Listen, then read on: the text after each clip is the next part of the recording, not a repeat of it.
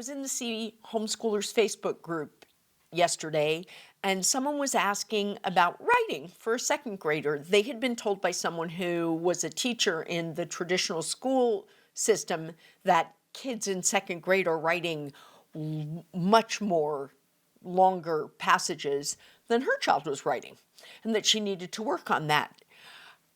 I am bringing this up not because I want to talk about that specific instance, but because I want you, when someone gives you information about how something should be learned, I recommend that you stop for a minute and think about whether that fits in with your philosophy of learning. Personally, on the writing thing, what I see from my grandkids is it's quantity, not quality. I don't agree with that.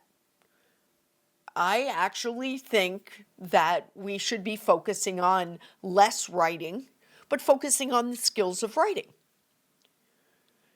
You might not feel confident enough to begin having your own philosophy.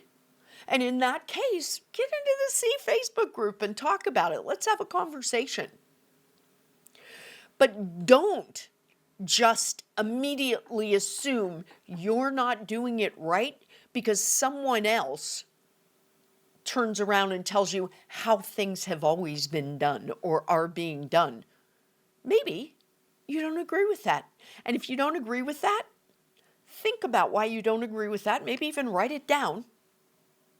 It's okay to have your own philosophy about how learning best happens, especially if those come from observing how your child learns.